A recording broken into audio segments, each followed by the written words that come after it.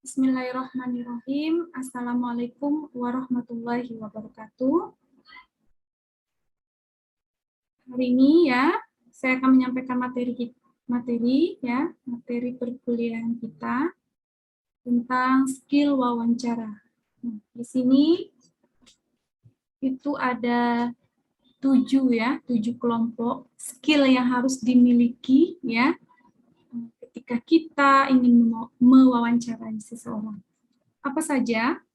Oke, yang pertama itu adalah listening skill, ya, keterampilan mendengarkan.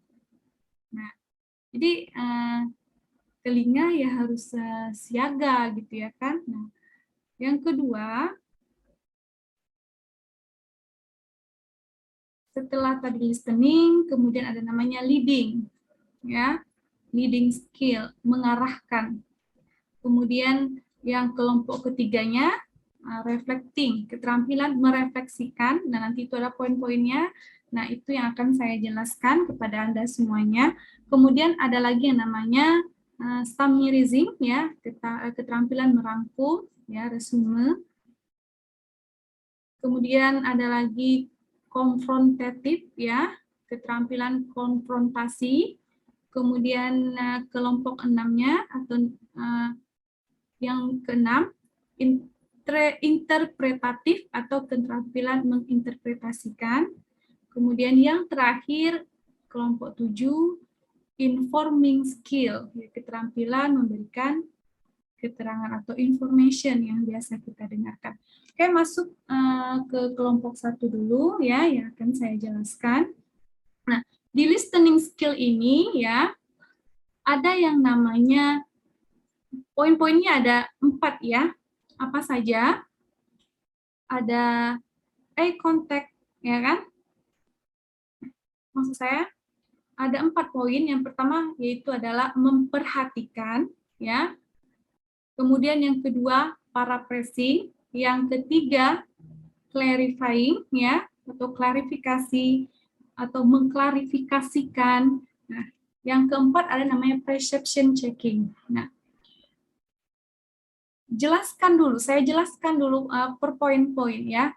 Di listening skill ini ya, di keterampilan kita mendengarkan itu, ingat ya, ada 4 poinnya. Yang pertama apa? Memperhatikan. Ya, kita perhatikan, ya, kita dengarkan secara seksama apa yang disampaikan, apa yang dijawab oleh pewawancara, apa yang dijawab oleh narasumber.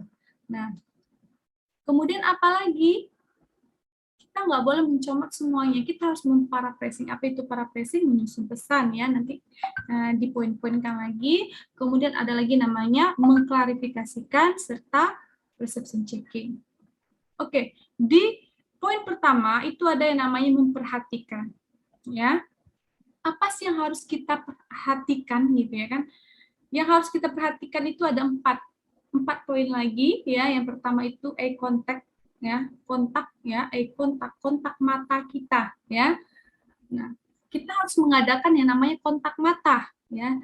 Ingat, tapi secara wajar ya. Jangan pula sampai seperti orang sakit mata gitu ya berkedipnya. Nah itu secara wajar ya, dengan selama kita interview ya, selama kita berbicara. Itu dia. Kontak mata diperhatikan, jangan sampai kita merunduk pula menunduk gitu ya kan.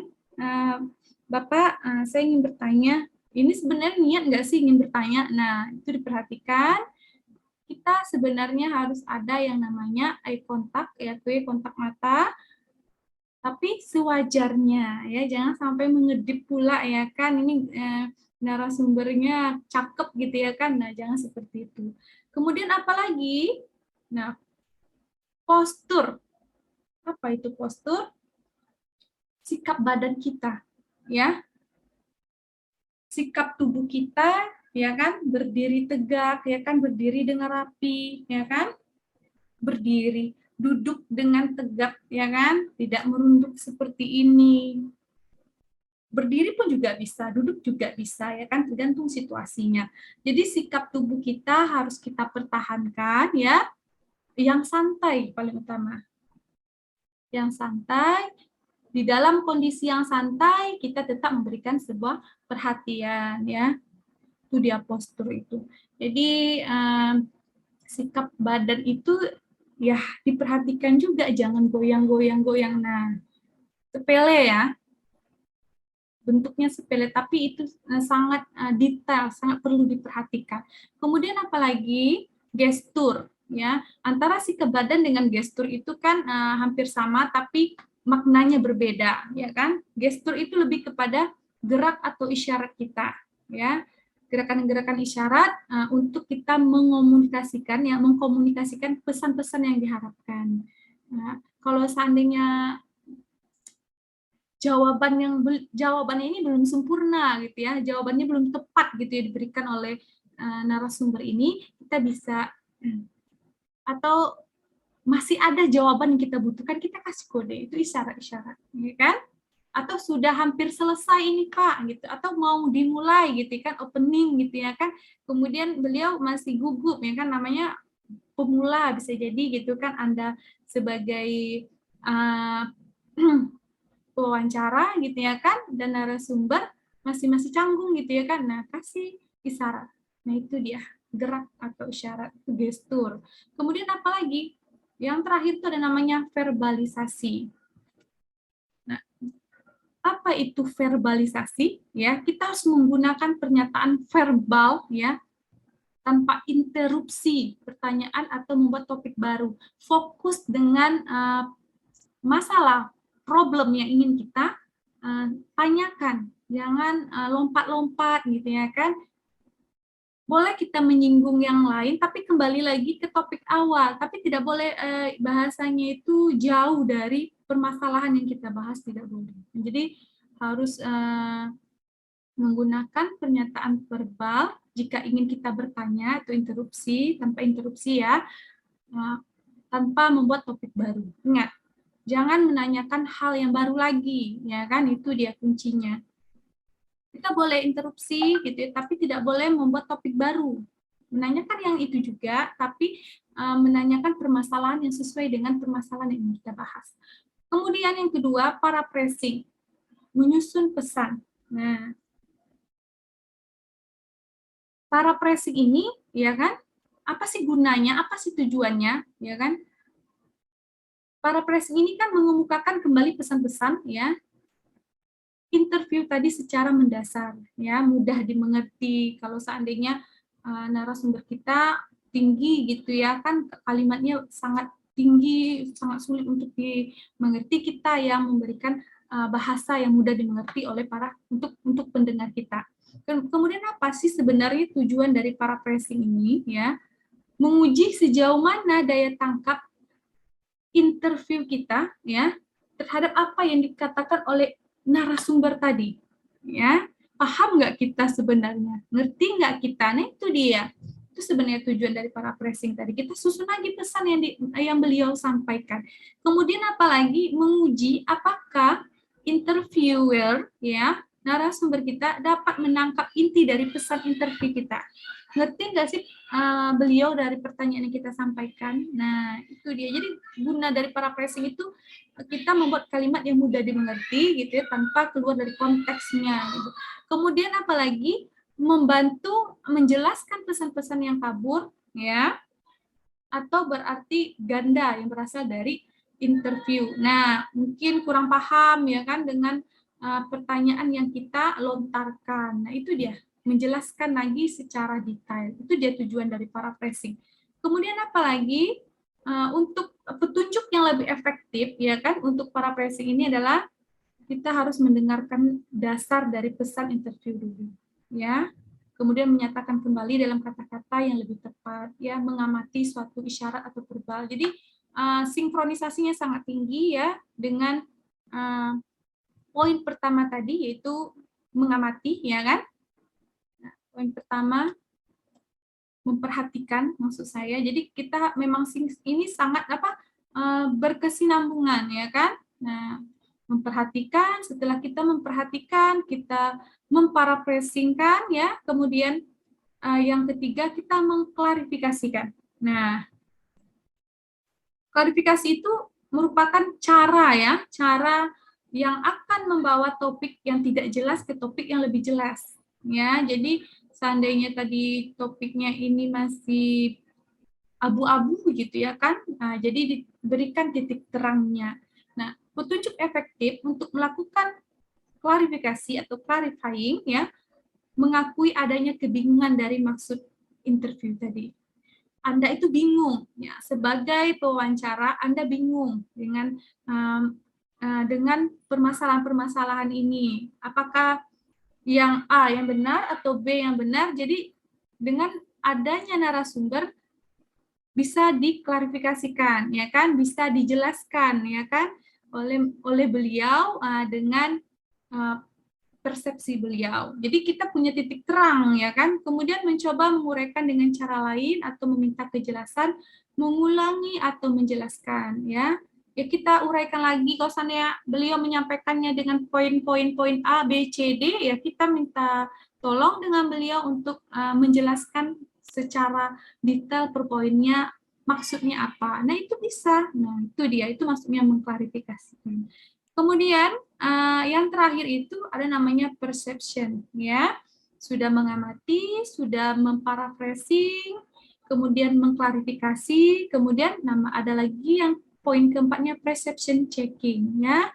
Dipersepsikan lagi. Merupakan aktivitas bertanya, kita bertanya untuk memperoleh umpan balik. Ya, namanya kalau kita bertanya, kita butuh jawaban kan seperti itu. Itu namanya umpan balik dari interview terhadap ketepatan dari apa yang interviewer dengar. Ya, itu dia. Perception checking yang sering dilakukan akan membantu dalam membentuk komunikasi yang terarah. Ya, mendengarkan diikuti dengan perception checking. Jadi kita mendengarkan, kita punya persepsi, ya kan? Akan memperkecil kemungkinan kesalahan persepsi. Makanya kalau kita tuh harus sering mendengar, harus sering membaca, ya. Sehingga apa? Sehingga tidak terjadi yang namanya salah pengertian. Itu dia. Nah, petunjuk efektif untuk melakukan perception checking ini apa sih sebenarnya yang harus dilakukan gitu ya? Ungkapkan kembali apa yang didengar, ya. Apa yang Anda dengar itu diungkapkan lagi, ya. Kemudian dan dipikirkan dengan kata-kata atau kalimat lain. Jadi sebelum Anda membacakan, sebelum Anda menulis, ya berpikir dulu gitu. Ya sama seperti kita mau menyampaikan sesuatu, kita kan tidak boleh menyinggung perasaan orang gitu ya. Kita harus berpikir dulu, kita ungkapkan kembali apa yang didengar tadi dan kita pikirkan gitu. Layak nggak, contoh saya ingin marah gitu kepada Anda. Sebelum saya marah, saya harus berpikir dulu, layak nggak saya marah. Nah, itu dia, itu baru akal sehat kita jalan. Nah, bertanya secara langsung untuk memastikan ketepatan dari apa yang didengar. Nah, setelah tadi ya kan kita udah melakukan poin-poin yang tadi, udah banyak nih. Nah, bertanya secara langsung, kita tanya lagi kepada narasumber kita untuk memastikan ketepatan dari apa yang kita dengar. Kan kita sudah membuat resume tadi ya, sudah membuat klarifikasi, sudah membuat persepsi ya, sudah membuat yang ya persepsi checking namanya kan. Nah, kita tanya dengan narasumber kita, apakah betul dengan apa yang sudah saya tulis ini dan apakah boleh untuk saya publish? Nah, gitu dia. Biarkan interview membetulkan persepsi interviewer jika tidak tepat. Kita boleh menyanggah, ya kan? Kita boleh tidak setuju, itu kan hak, tapi kita harus menyampaikannya secara baik. Nah, itu dia harus punya attitude. Nah, itu dia. Kemudian, ini kelompok pertama ya. Kelompok pertama berarti ada 4 poin, memperhatikan, paraphrasing, clarifying, serta perception. Kemudian, kelompok kedua ada namanya leading skill. Leading skill itu keterampilan mengarahkan. Ada orang yang, contoh gini ya, kalau kita berbicara di televisi gitu ya kan, kamera itu kan banyak gitu ya, ini contoh dasarnya saja dulu. Nah, kamera itu banyak. Tugas kita apa? Mengarahkan, ya kan? Nah, kita bisa menggeser tubuh kita gitu ya kan, untuk mengarahkan narasumber kita beralih ke kamera itu. Contohnya seperti itu, kameranya di sebelah kiri. Kita karena kita sudah diberikan kode oleh kameramen. Nah, itu keterampilan kita mengarahkan, jadi kita tuh cepat tanggap, ya kan, dalam kondisi apapun, ya kan, dan kita harus memberikan kode tadi kepada narasumber kita, namanya beliau orang baru gitu ya kan, nah jadi seperti itu. Tetapi ini skill kita dalam wawancara, ya.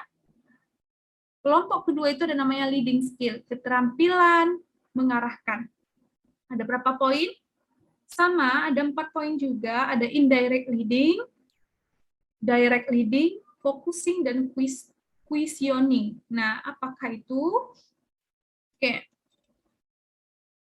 Kita masuk aja ke indirect leading-nya, yaitu mengarahkan tidak langsung, ya.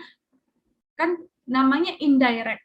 Kalau direct kebalikannya, ya kan, indirect dan direct. Nah, kalau indirect leading adalah metode untuk membantu interview memulai, ya, dan mengambil peran dalam pelaksanaan wawancara.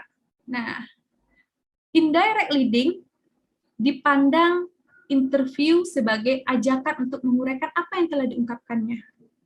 Itu indirect, ya. Nah, harus ada, ini ada pedoman-pedoman indirectnya, menentukan kejelasan tujuan saat mengarahkan. Kita harus punya kejelasan tujuan. Itu indirect leading. Menjaga suasana saat mengarahkan, ya, agar tidak berbicara langsung, agar tidak terbaca langsung oleh interviewernya. Kemudian memberi waktu bagi interview untuk mencerna maksud dari apa yang diarahkan oleh interviewer.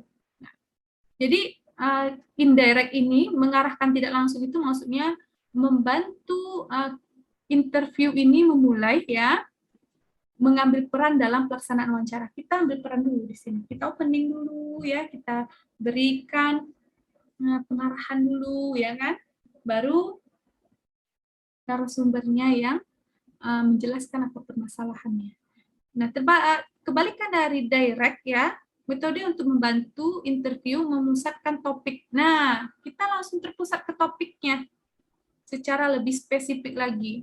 Nah, itu dia. Metode ini juga membantu interview menguraikan, nah, lebih diuraikan lagi, menjelaskan atau menggambarkan apa yang telah interview katakan. Pedoman untuk direct ini. Jadi perbedaan itu ingat ya, adanya di pedoman. Pedoman kalau untuk indirect leading menentukan kejelasan tujuan saat mengarahkan, ya. Kalau di direct leading itu menentukan kejelasan tujuan saat mengarahkan, masih sama, ya. Kemudian kalau yang di indirect menjaga suasana saat mengarahkan agar tidak terbaca langsung oleh interview, ya kan? Kalau yang perbedaannya di poin kedua, ya. Kalau di indirect dia menjaga suasana saat mengarahkan. Nah, kalau di direct dia mengekspresikan. Nah, itu perbedaannya. Mengekspresikan tujuan dalam kata-kata untuk memperoleh kejelasan yang spesifik. Jadi ada ekspresinya, itu dikatakan direct, ya. Nah, kemudian apa? Yang lebih detailnya lagi, kalau indirect dia memberikan rentang waktu, ya, memberi waktu bagi interviewer nih untuk mencerna, ya, maksud dari apa yang diarahkannya. Dari maksud saya sebagai pewawancara, ya kan, memberi rentang waktu kepada narasumber untuk mencerna maksud. Nah, berbeda dengan direct. Direct ini membiarkan interview itu bebas mengikuti pengarahan. Nah, bebas. Nah, itu dia. Kemudian focusing. Focusing ini namanya fokus, memusatkan, ya kan? Nah, apa pedomannya? Pedoman untuk fokus ini adalah gunakan perasaan interview sebagai arah untuk memusatkan pembicaraan. Jadi kita harus fokus, seperti materi-materi yang sebelum saya sampaikan, fokus, ya, bersiaga terhadap umpan balik, ya, tentang prioritas topiknya. Kita siap untuk menjawab, ya. Kita bukan saat bertanya terus kerja kita, ya kan? Tapi kita juga harus menjawab. Terkadang kalau narasumbernya melontarkan pertanyaan, kita juga harus punya skill untuk menjawab, gitu ya kan. Kemudian membantu interview untuk melihat dengan jelas perasaan yang tersembunyi selama diskusi. Nah, kita harus tahu feel orang juga ya, kalau mereka sudah tidak mau lagi menjawab, sudah bad mood, sudah capek, ya kita bisa sih melihat perasaan dia kan dengan gerak-gerik atau isyaratnya tadi. Nah, itu dia. Yang terakhir itu ada namanya questioning, bertanya. Adalah aktivitas bertanya yang langsung pada tujuannya. Ya, apa sih pedomannya? Pertanyaan terbuka dan tidak dapat dijawab. Nah, ini yang sering saya bilang, jangan sampai narasumber kita menjawab itu ya, tidak. Nah, apakah Bapak sehat? Ya, saya sehat. Nah, jangan sampai pertanyaan seperti itu. Kemudian, pertanyaan memancing perasaan interview, ya, dan bukan untuk memperoleh informasi. Ya. Kita tanya dulu, bagaimana kondisi Bapak hari ini? Nah, alhamdulillah saya sehat. Ya, kalau bagaimana berarti beliau pasti menjelaskan, ya kan? Pertanyaan mengarah pada klarifikasi diri. Nah, bagaimana kondisi, ya kan? Tadi yang saya sampaikan juga bagaimana kondisi, apakah saya mengganggu waktunya. Nah, itu dia. Jadi mengarahkan pada mengklarifikasikan diri interview. Oke, itu kelompok 2 ya. Kelompok 3 itu namanya ada lagi keterampilan merefleksikan. Reflecting skill. Masih ada 4 poin lagi ya, 4 kelompok lagi. Kelompok 3 ini ada namanya reflecting skill, keterampilan merefleksikan. Reflecting skill ini ada 3 poin, ada feeling, experience, dan content. Nah, apa saja inti dari ketiga poin itu ya?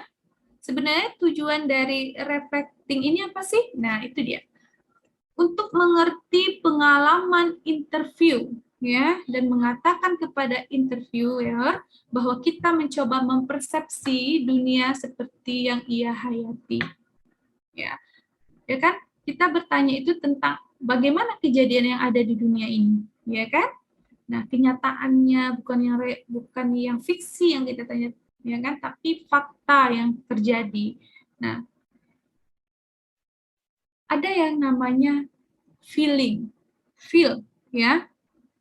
Masih tahu, feel itu perasaan, experience, ya.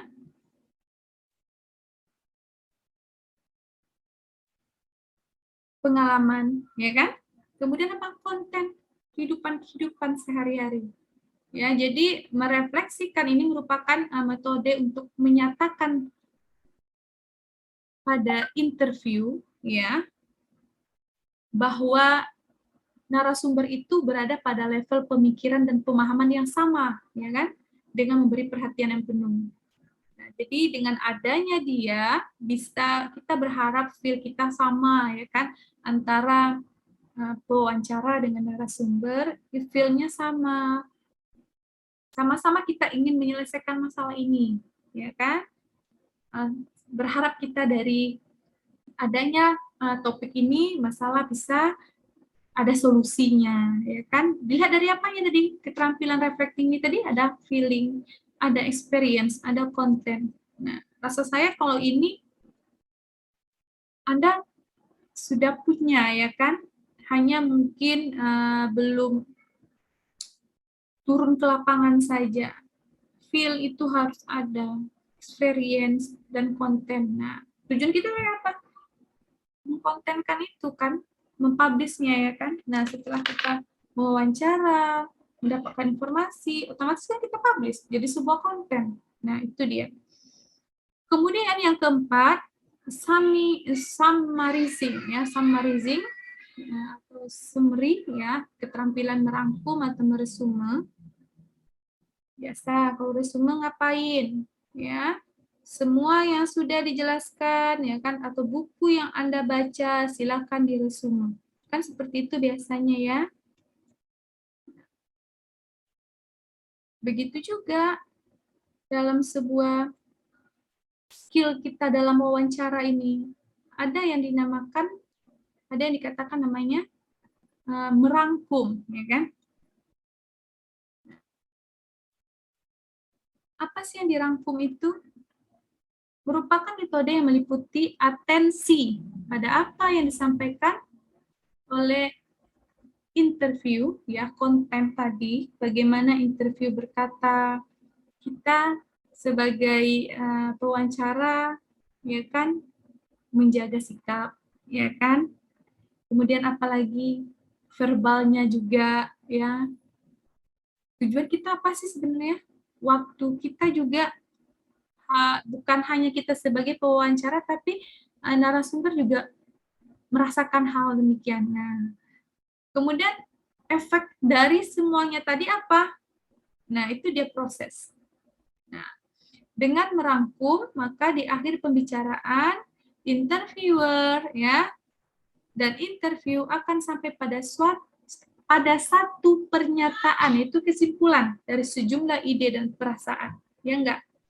Anda udah berdiskusi lama nih, bertanya berbagai macam pertanyaan yang masih satu topik gitu ya kan, tapi kan punya poin-poin dan pasti punya kesimpulan. Begitu juga dengan materi yang saya sampaikan sekarang, Anda pasti sudah mendapatkan sebuah kesimpulan. Nah, begitu juga dalam sebuah diskusi. Nah, apa sebenarnya tujuan dari summarizing ini atau rangkuman ini? Memperlihatkan kepada interview pergerakan ya, pergerakan ya, perasaan dan mengeksplorasi ide dan perasaannya. Ya enggak? Sebagaimana peningkatan kesadaran dalam belajar dan pemecahan masalah. Ya. Jadi dengan adanya skill wawancara ini ya, dengan adanya poin-poin atau dengan adanya sebuah kesimpulan, dari sana kan kita bisa menimbulkan kesadaran kita ya, menimbulkan perasaan kita, menimbulkan eksplorasi ide kita ya kan, paling utama itu ya kan. Tujuannya untuk apa? Meningkatkan kesadaran kita setelah kita menemui jawabannya ya, dan kita tahu oh seperti ini caranya untuk memecahkan sebuah masalah ya, membantu menyelesaikan wawancara dengan wajar. Jadi jangan sampai baku hantam ya. Nah, menjelaskan dengan secara baik, memusatkan ide-ide yang tersebar. Jadi, jangan sampai Anda emosi dan narasumber Anda juga emosi. Oke. Kelompok 5, ada namanya confrontative skill, keterampilan mengkonfrontasikan. Nah, recognizing feeling, ya. Ada lagi namanya describing and sharing, ya biasa. Ada feeling, kemudian kita sharing, kemudian kita ada umpan balik setelah itu. Nah, jadi mediasi. Nah, itu dia mediasi, mediating ya. Kemudian ada lagi pengulangan. Nah, kemudian apa lagi? Ada namanya asosiasi.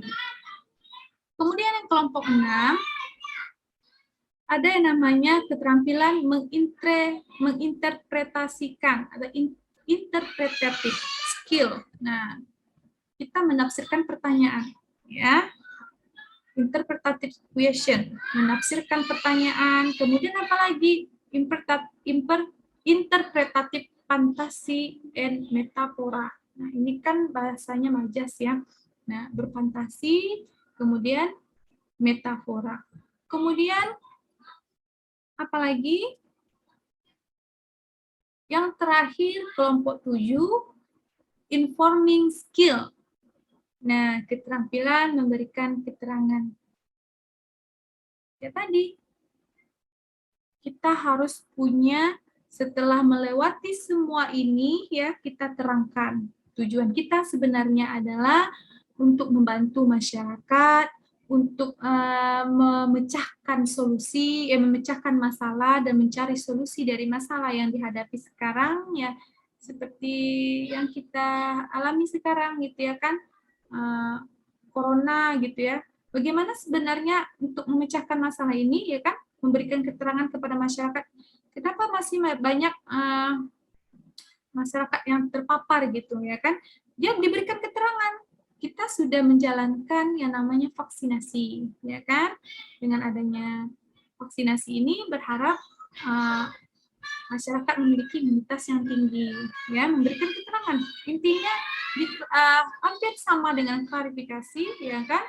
Keterangan di sini ya dari semua yang disampaikan kita rangkum lagi, kita jelaskan secara detail supaya apa? Supaya yang tadi disampaikannya semua kan terkadang ada orang yang tidak mendengarkan dari A sampai Z gitu ya kan. Nah, di sini tugas kita, skill wawancara kita apa? Ya, kita berikan keterampilan memberi keterangan ya, informing skill, information skill. Nah, dengan adanya pertemuan ya kan, dengan adanya workshop ini kita dapat ilmu yang begitu bermanfaat gitu ya kan, adanya talkshow ini ya kan, apapun permasalahan yang kita hadapi sebelumnya ternyata sudah bisa terjawab. Nah, itu dia.